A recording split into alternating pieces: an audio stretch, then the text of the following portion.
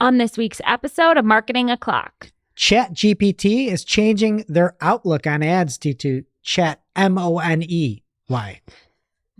Lights, camera, edit. A new tool dropped from the gram and Meta's fighting spam. and we learn about Google's Q1 earnings. All on today's show. Welcome, you are listening to Marketing O'Clock. Just stay tuned. Digital marketing news, but let's get specific. Digital ads, SEO and analytics, social media and more. Pretty much everything that'll make your website perform. With new shows every Monday. We give you the news with sass and puns and definitely hot takes. Thank you for tuning in. You know what time it is. It's officially Marketing O'Clock. Settle in, sit back, keep it locked. Hey there, I'm Christine Zernheld. AKA Shop. I'm Jess Budd, And I'm Greg Finn. and it is officially Marketing O'Clock. Here on April 28th, 2025. Woo! Did you guys watch the draft? I did watch draft, stayed up a little bit too late, feeling the effects of this Friday recordings. Well, it's like really inappropriate that the Bills had to go so late. Yeah, they were like, it was like 11:56. I have to sleep. If you want them to be first, don't they have to do worse, though? Like, we don't want that. I was also thinking, low key, like you don't want to go first. You don't want to be the best pick, right? Because you're going to a stinker of a team. True. I mean, every now and then there can be like exceptions, but yeah. Like they've got to be like, oh. Like that. I watched that documentary about Jim Kelly when he didn't want to go to the Bills. Like, relatable. Yeah. Just kidding. I also it looked like Goodell came out in one of those Google partner bikes. Did you see him bike out? He looked like he was on a Google partner bike. He's flashing his calves. I'm like, what is happening? I just can't tell if he's in on the joke or not. I don't know. It's really sad. And I feel bad for the guy. These massive 6'6", 330 pounders are like picking this guy, like just hugging the heck out of him, Yeah. picking him up into the air. It's like, he ain't gonna be able to bike home. Sounds Yeah. like a good show. I need to watch this. It used to be better before COVID because now a bunch of people stay at home and they're like with their families and it's nice. They have a camera crew there.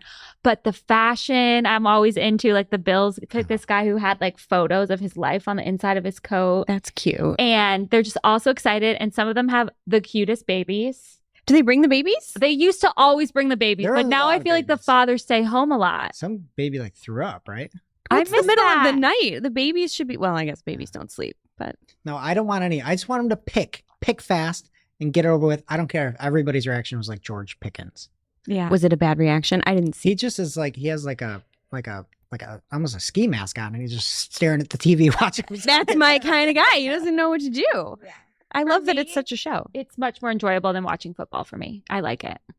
Okay. All right. Yeah, there are some good moments like throughout history, like the two-time MVP Nikola Jokic got drafted during a Taco Bell commercial. It just came up, and that's he got drafted during like an enchilada. Are they allowed to do that? They don't break for It's just so commercials? funny. That's ridiculous. Do they like put a little ticker down below then when the commercials Yeah, are on? just pick. That's amazing. It's crazy. And there's also so much like dead time. First of all, we're going long on this, but the very first pick of the day, they know they're going first. They had how long to decide who they're going to pick. And they always take the full clock. You should be in jail. How much time do you get? crazy. 8 minutes. 8 minutes? Always. Oh, it's awful. The suspense. And then they do a song and the dance out here, but it's like a For every low single rent Savannah person? Bananas. It's just awful. I don't understand, but I Next guess year that's you gotta sports. watch. I think I will. It's really Remind good. me when it's coming because I didn't know. Yeah. So big football news week, but kind of a slow digital marketing news week. We do have Q1 updates on how it turned out for some of our favorite tech companies, if you guys want to hear. Sure. So Google has released their earnings again. So for Q1, overall revenue was up 12% year over year, and ad revenue was up 8% year over year. If we're looking at compared to Q4, they're down because I guess Q4 is always their best. Welcome to Stonks with Shep, everybody. That's Black Friday, Cyber Monday. You're in for a wild ride. Oh my gosh. Sundar Pichai said AI overviews and search is now serving 1.5 billion plus users monthly and keeps getting better. I don't know if I agree with that. Sundar did not say that.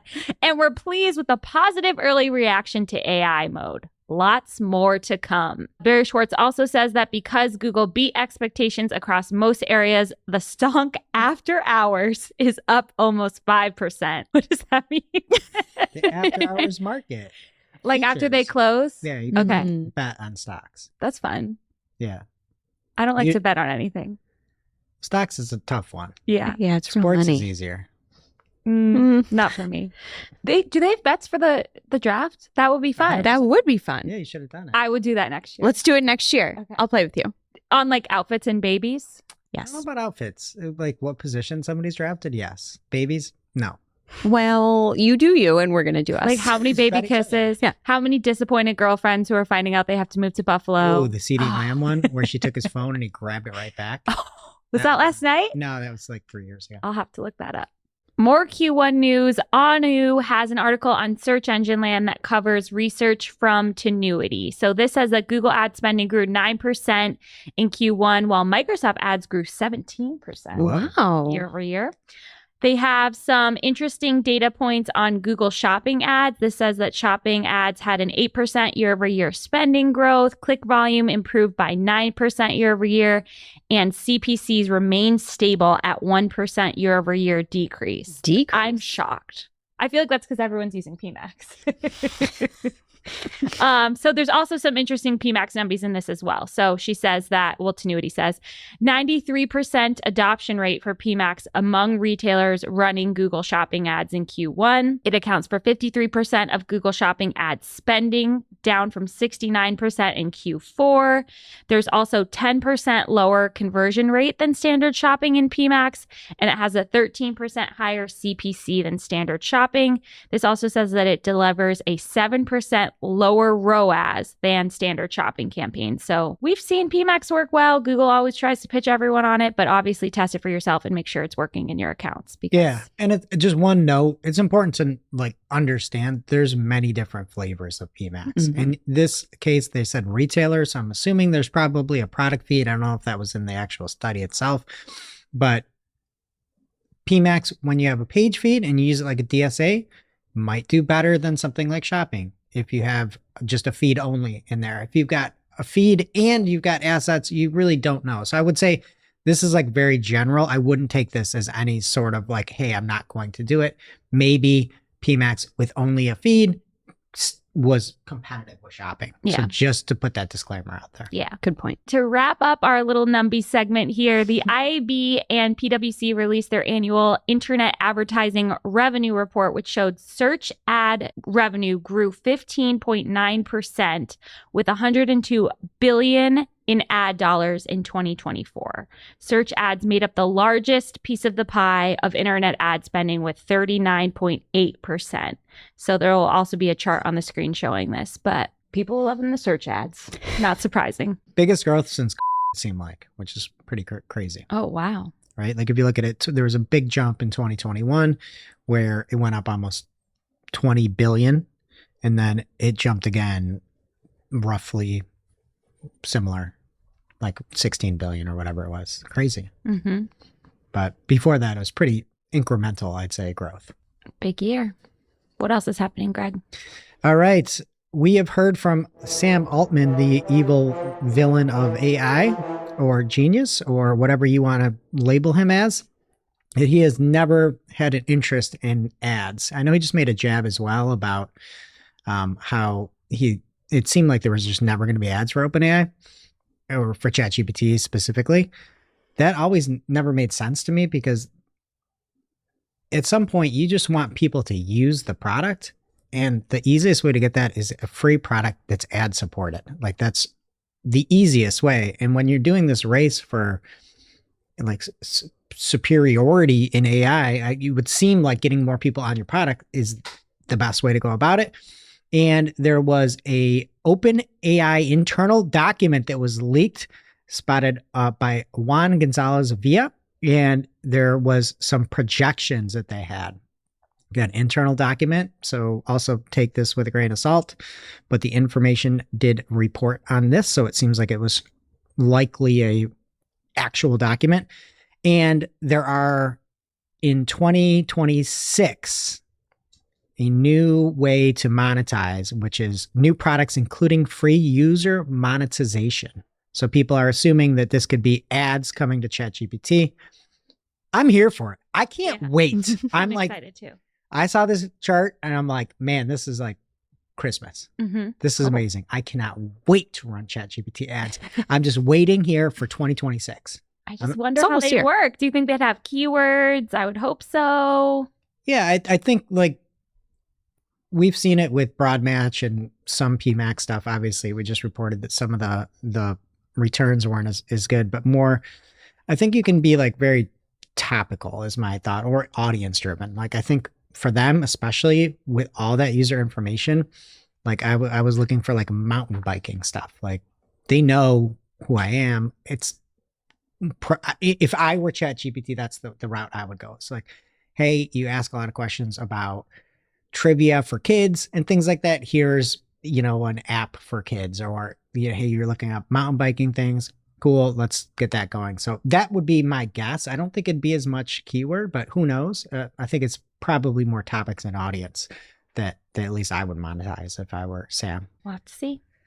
Driving around my $1.4 million car. I found a quote when I read this that he said, I kind of hate ads. So Yeah. Well, only kind of. Wait till they make him money. He's going to kind of love them. And now for this week's Cool tool. As a reminder, our Cool Tool segment is not an official endorsement or paid mention. We're simply sharing something we found in our travels that may be of use to our listeners and is really, really cool.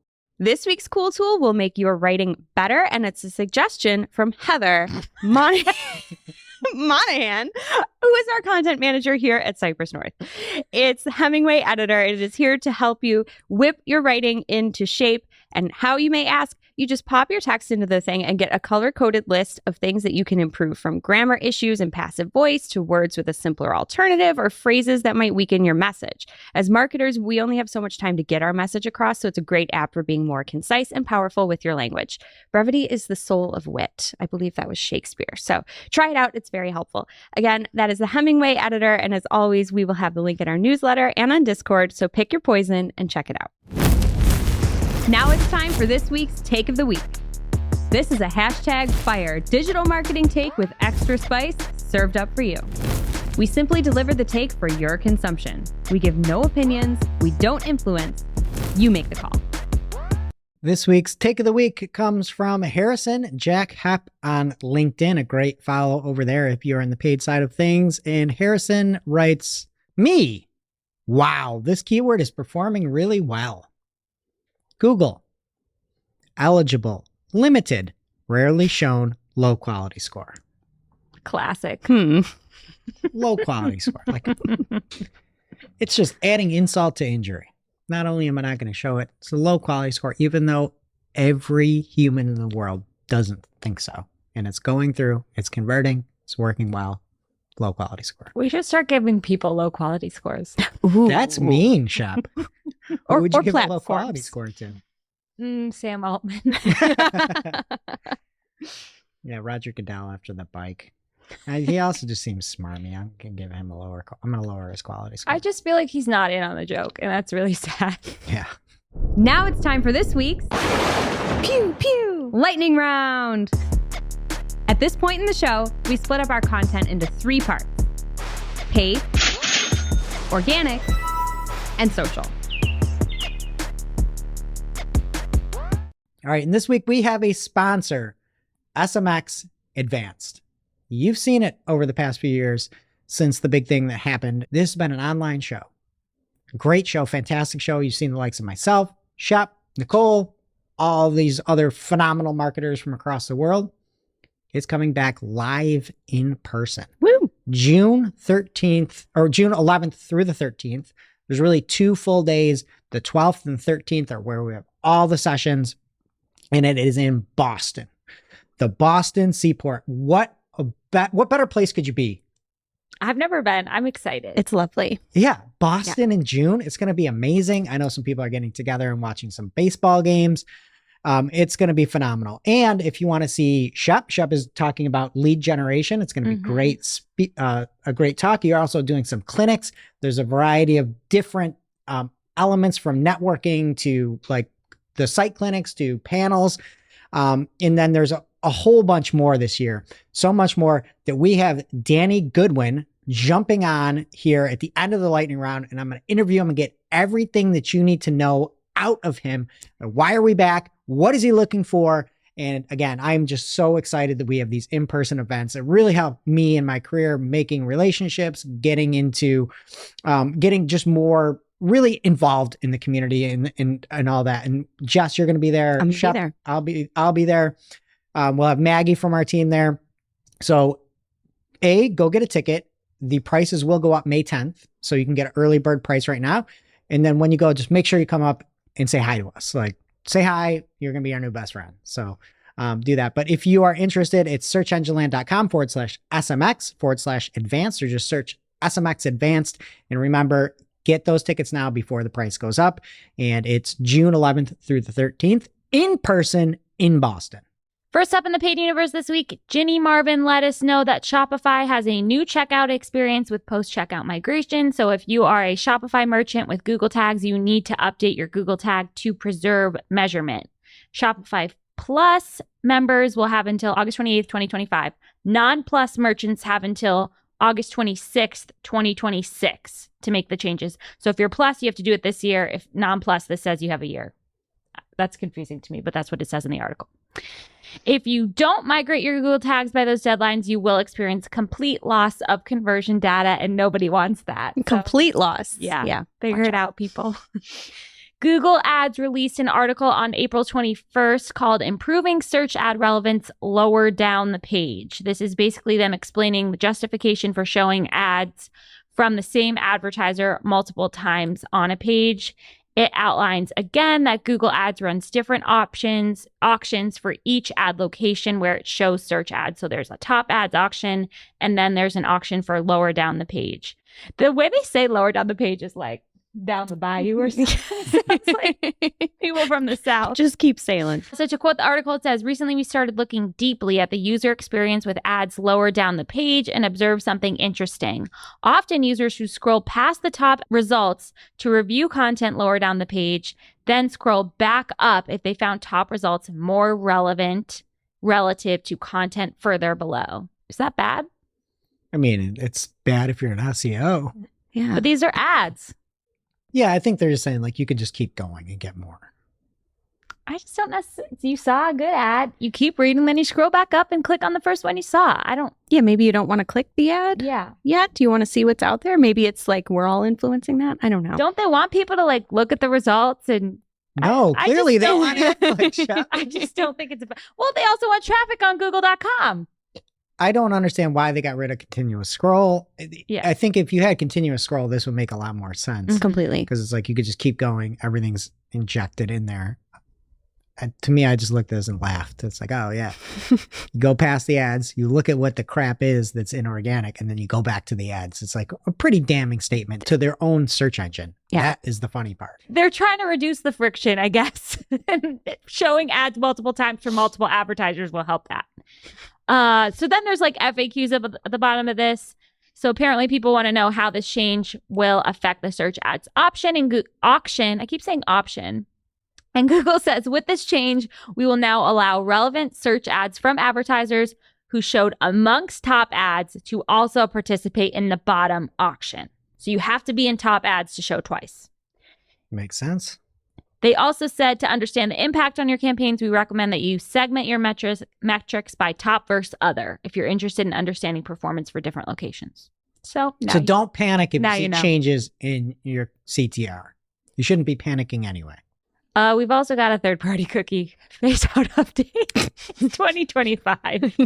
We've been talking about this for so long. It seems like it's totally not happening at this point. No, it's not. 5+ years of talk and flock and cohorts and 4 topics. episode titles I had to name. We have talked so much about this. That little time to flock was cute. I want that time back. I want actual cookies as redemption for this. I would like to eat some. Anthony Chavez, Google's VP of Privacy Sandbox, says that they are maintaining their current approach to offering users third-party cookie choice in Chrome and will not be rolling out the standalone problem for third-party cookies. Users can continue to choose the best option for themselves in Chrome's privacy and security settings. So that's that on that. I don't think they're going away. And we never have to talk about it again? I think we will. Thomas Assel spotted tree table views in Google Ads reports. These look awesome. So instead of a flat table, you now get a hierarchical layout where dimensions are stacked visually. You got to look at his screenshot to understand if you're anything like me. But No, it's super cool. Yeah. It's cool. You can look at campaign data and then you can just hit that arrow and then you can see all the ad group data underneath it. Mm-hmm. But you can like toggle things on and off. Nobody should be upset about this. And the thing I like the most is it literally translates into wooden table. Tree table? Yeah. What? It's a literal translation. I'm happy for you. I guess I'm the only one that enjoys that. Again, in Reports Editor, you're not going to see it like in your campaign view. It's awesome. Anu reported in Search Engine Land this week that Google's new demand gen channel controls are available in beta. I know other people have already spotted them, but good time to check again. Also, Arpan Banerjee discovered that checkout on Merchant Center is now available for demand gen campaigns in the US. So this feature lets users quickly move from product discovery to checkout directly on the merchant's website, and it was already supported for PMAX campaigns and organic shopping results, but now you can turn it on in Merchant Center and it will apply to your demand gen campaigns as well. Nate Lewis read the fine print on updated LSA agreements from Google, and I am not going to read the LSA agreements. I'm going to say Nate's take on it. He said, "Am I reading this properly? I believe it says that you are granting Google and anyone affiliated with Google the right to use your content, trademarks, service marks, trade names, proprietary logos, domain names, etc. without recourse." Lovely. Yeah. It's so great to be an LSA person. Word on the street is agency accounts can no longer send out link requests to client accounts in Microsoft Ads. And by word on the street, I mean PPC Kirk was unable to do it and then asked his rep, and the rep confirmed. Other people chimed in and agreed with him, though. At this time, due to recently implemented security measures, agencies are temporarily unable to send new client connection requests directly. That is so annoying. It's so hard to try to explain how to do it the other way. Access is impossible as Yeah. it is. You might as well get on a Zoom and have them share their screen because it's impossible to explain how to do it. It's so annoying. I really hope they fix this quickly. Also, I got word on the street because you were late today. Greg has to drive all the way to Buffalo from Rochester on Friday mornings. So we're supposed to record at 10 at like 9:50. I was like, "Where's Greg?" And Julia said, "In the streets." Which is probably accurate since you were literally driving Yeah. here. Next up, Emirhan Bayatmus spotted that you can now run search campaigns in TikTok with the sales objective. Cool. He spotted it in the settings. That sounds awesome. So TikTok people go crazy. Meta is launching ads and threads, everyone. The time is here. During early testing, ads and threads feed will be image ads that appear between pieces of content in the threads home feed for a small percentage of people. And just the example they have, nobody talks this way. Afonso Nada 44 says, "I'm having a debate with my friends. Is pineapple on pizza acceptable or a crime against food?" Grow up, Meta. This is so stupid. We were talking about pineapple on pizza 5 years ago. We were? And then for Costa Rio, 13 says, "Don't let my Italian grandma hear you." Like, you're not making anyone want to try threads. I just love that fight is happening and then Jasper's Market is like, good food. Out of nowhere. From the top ropes, here comes Jasper's Market. Good food. Great vibes. There's not a single pineapple in this image. Did they get a new logo too? Nobody loves Jasper's Market as much as you and me, Jess. It's true. Nobody cares. I would shop there. I would eat their food. I want a real one. This looks simply delicious, except for the wooden spoon. That's a crime against humanity. Do you know that literally translates to tree spoon? Even worse, Bron Vanderhalen spotted live in his accounts Facebook notifications as an ad placement. Oh, I think we reported a while ago it was coming. Like, please. And by the way, everyone's doing automatic placements in Advantage Plus, and everyone's going to opt into this, and we're going to get so many notifications. This is what makes LinkedIn unusable. Yeah. Please stop. It's like you're going to get so much like negative brand perception. Yeah. Oh, it's the brand that's always in my notification. I don't want that. Oh, it's so terrible. That's worse than like when you see ads in Marketplace for software. It's so stupid. You look at me like I use that. You don't? No. Oh, I know. Facebook Marketplace is different from Facebook. You know, it's fun. I used it for the first time. What'd you get? Bikes. I hope they weren't stolen. No, they weren't. How do you know? Got the papers? I had to drive 45 minutes away, and I met the person, and I got a tour of his.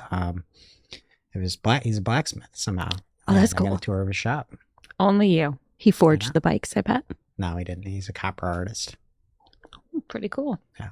Brahm is also letting us know about a new feature in Meta Ads. This is peer approval, and it allows you to review actions and require approval for Meta Ads before they can run. So there's different options. You set this up in Security Center. You can have default protection, so only suspicious ads require approval. You can have extra protection that includes default protection. And then every ad will need approval too before it runs. And then custom protection is like totally locked up. Like you got to approve every single thing that happens, which sounds like a lot of work for you, but good luck. That's everything in paid. What's happening in organic? All right. We talked about it last week, but Google Discover is coming to the desktop, and apparently things aren't going as smoothly as Google may have thought. Gagan Gotra had grabbed some images that were sort of like resized, ripped from the page, and when they were resized, they turned into this like blurry, cropped mess where you can see it's very clear and like pristine on the website, but when trying to take that and move it into Discover, you can barely tell what it is, honestly. So it is resizing things. I'm guessing they'll fix this, but for now, it doesn't seem like there's much anybody can do here. I'd know Latif from a mile away. What is Latif's? This blurry product here What is that? makes your Eyelash eyelashes. serum. Yeah. Makes your eyelashes? That's how you get Makes them eyelashes? grow. Yeah. Really? Mm-hmm. You guys put that stuff in your eyes? No. I had that little bottle. I tried it once, and then I think I lost it. That seems dangerous. Oh, I think it's like is it a prescription thing? no, it's like $30 on Amazon. Oh. No, I've never used it. I have great eyelashes. Why don't they make that for your head too? They do. They do. Oh. Wow. I just think like some people are beyond Latisse. They need extra help. Mm. Like our favorite Joe Buck. Does he wear fake Turkey. eyelashes? No, he had hair plugs and almost died. Oh, that guy. I would go to Turkey so fast. I would be just on a canoe going across the ocean. He won't even take a vacation. He would not go to Turkey. I would go straight to Turkey. On a canoe. Give me that the back of my head hair, put it in the front. Oh. Cut it all out. I wouldn't look at bald. All right. And then next up, AI overviews, according to new studies from Ahrefs and AMSIV Digital, have really decreased the click-through rate for traditional organic listings. According to Ahrefs, there was a 34.5 drop in position 1 CTR when AI overviews were present. So a huge drop in organic, and AMSIV saw that as being a 15.5% CTR drop. So maybe somewhere in the middle, let's say. Non-branded keywords saw even higher decline with AMSIV. Ahrefs didn't have that, but I think we all know that. Not helping clicks. So good luck to everybody that is not running ads, because lower down the page, there are ads and there's ads everywhere. All right. Also from Glenn Gabe, he said, how much does Google want you using AI mode? And I would disagree with the statement there, because we just talked about AI overviews. And AI overviews are the half attempt at AI that Google's had. But Glenn saw that there is now a prominent shortcut for AI mode in mobile. Google moved it to the main search bar. So if you are in the test, I would assume you have to be whitelisted. You can now see there's an AI mode underneath the search bar, and then right within the search bar, there's AI mode. So I just feel like they need to stop the AI overviews and just do the AI mode. Can we just do that? Is that possible? Pick a thing, Seriously. fight for it. But yeah, they're pushing it more if you're in that test. Good find by Glenn. Also, YouTube is now testing AI overviews and search results. So what are we doing? Are we doing AI mode? Is it AI overviews? Well, they're coming to YouTube and it's going to pull videos and clips as well, but when you do searches on YouTube. So if you really love AI overviews, you're going to be in great shape. I also could see them just like really ruining YouTube. Mm-hmm. Yeah. Like you want people to actually click on YouTube. You want people to consume. I understand when you're Google, you want people not to leave to publishers, but like you want people to consume content on YouTube because it's how you make money. So I'm very interested to see how this rolls out. If they do these things that are just like, again, afterthought, you're going to hurt YouTube because you're just serving people crap and you're not giving them videos. It's going to be interesting to see how this rolls out comparatively to Google, where they might want zero search. Yeah, I just can't even imagine what would be in that. From Google, there's analytics updates. So if you are in paid or organic, this will apply to you. So first up, when there is a lack of a Gclid or something like that due to consent or being blocked, Google is going to use aggregate identifiers, things like, related to the user, to try to get more accuracy. And they also said this could help mitigate over attribution of the Google paid channels to organic. So those are being over attributed to organic. And so maybe your paid channel will look better. Also, when there is no Gclid, they're going to fall back onto UTMs, mainly the UTM campaign. And then if you see any data inaccuracies, there's going to be some new labels here. So there's something called data not available. You can then hover over it and they'll be like, oh, we didn't get any session information. You can go fix your analytics. Or if there's something not set, you can hover over it and get the reason why that came in as not set. And lastly, there's system generated annotations as well. So if there's a change in any of the stuff, it's going to come in as an annotation. You can't edit or delete it. I think that's a good change. I don't think anybody should be upset about that. All right. And Brody Clark noticed that Google in the organic listings, this appeared to be a mobile result, has been making the URL blue. So before it was black, and you could see in the example that's up on screen, there's a test to make it blue. I like it. I think it makes it stand out. All right. And then this is kind of a sad one, I would say, but from a marketing standpoint, I think it's apropos to talk about here, where there's a company called Afina, and they wanted to see if their products, if they made the products in the US with all this hype around, supporting US, supporting made in the US, if that actually moved the needle. You hear a lot about it. How does it actually work? So they had their default product that is made in Asia, and they wrote made in Asia at $129. And then they had a made in the USA that was $239. So, $110 more. The results were not what you hear rumors about supporting US manufacturing. For the made in the US, they sold 0 on this test. And for the purchases that were made in Asia, they sold 584. Wow. So 3,560 of the Asian model were added to carts. Only 24 people even added the US made model to carts. I mean, that's a huge price difference, but that's reality. That's what it costs. Yeah.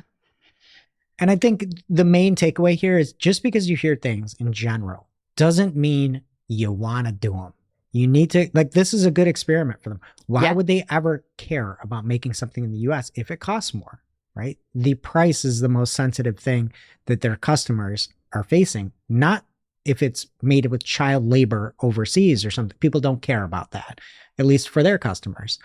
So interesting. And it's just really don't make decisions without data and without testing. And that is it in the organic. What is happening in social, bud? All right, first up in social this week, we have talked about it. We've told you that it was coming, and now it's here. Instagram's new video editing app, aptly named Edits, has launched. Similar to TikTok's CapCut, the app will offer multi-channel editing as well as the ability to work on multiple projects at once. You can apply effects, captions, royalty-free music. There will be analytics for your posted videos. They have a notes feature where you can take notes on your saved reels and also keep your new ideas flowing, and then reels, trends, insights to help you come up with those new ideas. So, of course, a big thing here too is that users will be able to export those videos without a watermark for use on other platforms, which is a big deal. Keeping it meta here, Meta Verified has some new things in the works. They're testing a tag that will enable Meta Verified profiles to tag their content as original, which will then see all reposts link back to the original content. So that's cool. If it's yours, you can get that traffic and recognition. They're also testing a pop-up that will warn users when they're engaging with profiles that are not verified, which could be a turnoff. And I think that's very rude. Way to force brands to do this just to not look spammy. I don't like that one. Speaking of spam, Facebook has announced some new ways that they're cracking down on the rise of inauthentic profiles who are seeking to game its algorithms. They're going after posts with unrelated captions and overuse of hashtags, which I'm all about. But then in Meta's statement about it, they said some accounts post content with long, distracting captions. And some people just don't know how to write good captions. They might be getting their start on social and testing what works. If something's irrelevant, I get it. But if they're using a lot of hashtags because they think they should, or if they're just long-winded, I don't think they should be punished for it. So I just really hope that their systems can tell the difference. Meta's also going after multiple profiles that share the same content. So basically spam networks, they'll be ineligible for monetization and get lower reach. That's fine with me. And they're also testing out downvotes on comments to have the people help out. They've tried this before. People treat it as a dislike more than a signal for spam. So I don't know how well it's going to go. Threads is moving to a new domain. It was formerly at threads.net. It's now going to be officially on threads.com as of this week. I know, watch out. Do they have to pay a bunch of money for that, I wonder? Oh, the article said that they acquired that domain back in September, so I don't know what took them so long, but I can imagine they paid a lot of money. Nobody's going to be like, hey, Meta, you can have this for $5. Yeah. It's furnishing its new home with some new features on desktop, too. There will be an alternative display that's closer to the app experience. There's a new pop-up composer for a new thread. There's some new menu items for saved and liked posts. And you'll also have the ability to copy another thread post as an image versus now you have to screenshot it if you want to share it elsewhere. So I guess that's nice. Moving on to Pinterest, they're launching a new way for users to show that they know their stuff. You can now earn and share a Performance Essentials badge by completing 10 performance-focused courses in the Pinterest Academy. So congrats if you need more flair. Can you wear it? I guess you'd have to print it and tape it to yourself. I would like a physical badge. The image that they shared kind of looks like a pin. Yeah. Oh, pun intended. Not. I'll get you one for your birthday. Verified users on LinkedIn should rejoice. If they're also on other platforms, LinkedIn is now letting third-party partners display its ID verifications in their own apps. So essentially adding that level of authenticity to profiles without having those other apps have to create their own verification process. Adobe has already integrated this in a couple of places. Their Behance app and the new Content Authenticity app wasn't named in the article. I don't know if that's what it's called, but Adobe's adopting this, and I'm sure other platforms will too. So good on you, LinkedIn, making it easy for people. All right, now I'm here with the man, the myth, the legend, Danny Goodwin, the editorial director of Search Engine Land and Search Marketing Expo. Danny, thanks for being here with us today. Thanks for having me, Greg. Great to see you. All right, and the topic everybody wants to talk about, SMX Advanced. Back in person in Boston, June 11th through the 13th. Are you excited? Just a little bit, yeah. It's only been 5 years since we've had one of these in-person SMX shows, and there was a lot of excitement. I was at Brighton SEO in the fall there, and so many people were just like, when's SMX coming back? When's it coming back? Well, good news, June. So I hope to see all those people there. Fantastic. And it's at the Westin Boston Seaport. Are there still tickets available? Yes. Okay. We are actively selling, and we're currently in early bird pricing season, so now's a great opportunity to snag yours. All right, so check that out. You can just search SMX or go to Search Engine Land /SMX/advanced and get those tickets there as well. So is there one thing that you can think of that's going to happen at SMX Advanced 2025 that like, no digital marketer should miss? All of it. We've really tried to just pack this thing with as many great sessions and speakers as we can. There's gonna be a lot of really, just keynotes. We got Will Reynolds, we've got Dave Davies, we've got Ginny Marvin from Google. We've got a lot of really great people doing keynotes, and then the sessions are just gonna be packed full of great, advanced actionable insights and tactics and all that good stuff you want. And the one other cool thing that we were trying out this time, it's actually SEMrush did this conference called Spotlight, where they had these roundtables, they call them masterminds. So we're going to be trying that. So it's basically you have one sort of expert on a topic leading a discussion with a really small group of 10 people that people sign up for. Just kind of a really intimate, one-on-one, 10-to-1 discussion where you can really ask questions and, get answers to questions you may have on a particular topic. So we're really excited to see how those will play out for us. Awesome. Yeah. And even more so too, I know that there's some community meetups that are happening, a couple real interesting ones, I would say. Like, you can learn, or you could maybe even just have fun. I know the Magic the Gathering Commander game night with Nava Hopkins. Yep. That's going to happen on Thursday. But, if you're still in learn mode, people can go hear you and Barry talk at SEO Meetup. Anu will be doing some PPC Live as well. So really, it seems like a good, fun mix of events there. Yep. And if you're up to getting up, or like to get up early, you can go on runs with various members of the team, and multiple opportunities for networking after hours too. So yeah, we tried to make a really interesting mix for all different types of people. Awesome. And so, if somebody has maybe participated in the online versions of SMX before, is there something? I mean, it sounds like there's just more activities, networking every day, right? Even Wednesday? Yes. Networking events. Yep. What should they expect if they've only kind of been on these virtual, conferences in the past? Yeah, it's a great question. I think the big thing a lot of people have missed is the in-person and meeting people and just getting that one-on-one time. Even if it's in the hallway, it's at one of our networking events after hours. It's maybe going, planning a dinner, going out with some people that you've always wanted to meet or maybe do business with. So it's those sort of things we've struggled with on the online version, is just that networking, that personal level. And like, it's so great to just be able to get the community back together, and one that people have loved and benefited a lot from in the past. A lot of people have kind of made careers speaking at SMX. A lot of people have, gotten clients, they've gotten, exposure, all these great things. So it's just great.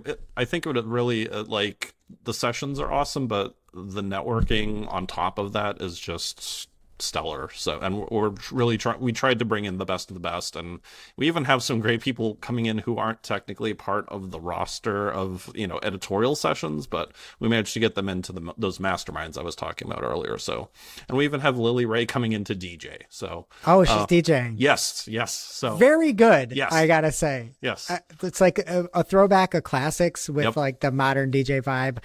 I'm not gonna lie, I was a little bit dubious. Unbelievable. Yep. Unbelievable. Yep. So probably worth the ticket itself with that. Absolutely. Another thought that I had as well is, and I think I know the answer to this, but I just want it to come from you, not me. Is there any like major marketing or digital marketing shift that we're really trying to address or make sure is covered, that's sort of like on everybody's minds here at SMX Advanced 2025? I mean, it's probably cliche at this point, but AI is everything at this point. We're seeing a lot on the SEO side. Just, the AI overviews are sort of taking, the theory is that it's taking away a lot of people's traffic. There are lawsuits about it. That's ongoing. I think a lot of people haven't fully understood the shift from the old days of kind of the more basic keyword matching to now what they're doing with AI and machine learning in the algorithm. So there's that. On the PPC side, there's plenty of shifts going on there. I know costs are an ongoing issue, and just transparency, and so many issues that you could speak to better than I could, Greg, since you're in it every day. But that's why we put together a really great committee to advise us on what's important to everybody, the issues and challenges, and we want to help people find solutions. So AI has just sort of accelerated search in the last 2 years here, and a lot of people, the changes will just keep coming. So we're trying to help people make sense of that all in this kind of new chaotic environment. Yeah, and to that point, I kind of know the behind the scenes, but when you're talking about that guidance on creating those sessions, is that something that you're looking for? Like, hey, we really want to make sure we're covering every single thing that is important, but is also, sort of like next level, that advanced metric. So like, how do you go about to the audience to really make sure that those sessions are lined up and that that SMX is really packing the right information into the show? Yeah, it is a little more challenging this time. I know in past years, obviously we've had more tracks. I think in some years we've had 4 or 5. This year we really have 2 kind of focused, one on SEO, one on PPC. So we kind of challenged ourselves to make sure, is this advanced enough? Is this something that the people really need, in search, on whether it's the SEO or PPC side or both, because we do have some overlap too. But yeah, it's really just, when we start talking about bringing advanced back, we're like, we want to make this the most advanced search show on the planet, something that no one else does. So that's what we've tried to do. We hope that the people who come will see it that way, and we hope that people maybe who are at a beginner level come, but just if they do, like, know some stuff maybe over your head, and we're not going to explain the basics to you. So we've really tried to make that clear. It's like, if you're coming, be prepared, because we're throwing you in the deep end. Yeah, and one thing I even like that is doable with these live shows too is clinics, right? Yes. So like, even if you're like have a very obscure question, want to get in front of a pro that can help you out there. I know Crystal Carter from Wix and Carolyn Shelby are on one about AI overviews. Mm-hmm. There's another about landing pages with Brian Massey. Shut from the show and Amy Hebden are going to talk about fixing, optimizing, and converting Google Ads. So, like, you get the sessions, and then you also, I love the fact that there's the networking, and then there's the commitment to, hey, do you have something specific? Let's get down to brass tacks on that. So, yeah. Great. And then another question here, is there a certain type of person that you would say, like maybe in-house or agency, that really is who you're targeting for SMX, or who would get the most value from coming to SMX Advanced? I think that's always a great question, because we try to make things agnostic, so it doesn't matter if you're in-house or an agency, because we really want to focus on the actions you need to take. So there will be, some opportunities in both of those areas, especially more on the mastermind side, but the editorial sessions themselves are really geared to the practitioner, no matter where you work. So I would say this is valuable to anybody, and that's the goal. We try to make this as broad as possible to appeal to everyone, whether you're a consultant or in-house or at an agency. Okay. And then if somebody is on the fence right now and they're waffling at the moment, why should they come to Advance this year? I'll say for myself that SMX Advanced was always my go-to show. I always got so much value from it. It was one of the first shows I ever went to when we were doing on the Seattle, before I was with SMX, but when they were running in Seattle, I always got so much value out of them. The sessions are just high quality, packed full of information, and anybody that you would want to meet is probably going to be there. So just those 2 things alone, and it's fun. Like, at the end of the day, like, it's great to meet people and just make all these new connections. I've met so many people through these shows that I'm still friends with or work with. And on top of all that, you can come to the show and hug Barry Schwartz in person. I mean, how much better does it get than that? He loves hugs. He loves hugs so much. He loves showing emotion. Yeah, yes. Absolutely. And yeah, I think it's gonna be fun. I know, just in general, we're shut from the show here that you're listening to, and Jess and I all be there. You can just come on up, talk to us. I know Anu, Barry from the It's New, if anybody, is listening to that, as well as Marketing Clock here. We're all just the nice people. Morty, he is actually like a puppy dog as well. And I just, that to me is like the selling point, is really just making those connections. And I can't tell you like how important and meaningful that connection aspect is from people like, again, I my first show was SMX Advanced 2027 right back in Seattle, and just the relationships that I've made in person. It's easier, like still can do those things with, Marketing Clock here, the show, and LinkedIn and Twitter, but man, some of those relationships and things have just paid off exponentially down the road from that. So I would highly, highly recommend coming out, meeting us, say hi to Danny, give Barry that hug. It is SMX Advanced. It's June 13th or June 11th through the 13th. And really there's kind of like a full 2 days, that 12th and 13th, if that's the one that you can make. It is in Boston. It is in person. Everybody is so excited for this, and they still have time to get that early bird access, right? I think that's through May 10th, correct, Danny? Correct, May 10th. Yep. Okay, well, there it is, the sneak peek, the definitive SMX Advanced Sneak Peek 2025, and we hope to see you there. If you listen to this now, come up and say hi, and again, you got a new friend in us. So thank you so much, Danny, for hopping on the show today, and can't wait to see you in June. All right, thanks, Greg. And that brings us to our real life segment, straight out of our accounts and into your ear holes. It's time for Working Hard or Hardly Working, where we talk about what's going on in our IRL work, good, bad, or otherwise. For me, I think I've kind of touched on this, but every Google rep I've asked for the PMAX device exclusions beta has just given it to me, no problem. So just ask. That's lovely. Reps can do things. Yeah. Just ask. Just ask. Yeah. Ask nicely. Speaking of just asking, we use Slack here and huddles. They work so hard for me. Just call somebody. Just ask. It's way easier to talk things out. Something working hard for me here is just having a data team. It's something that we've sort of invested in. And when we go and we pitch people, or when we go and we're trying to solve problems, having that expertise can really help win business and set you apart and just do better.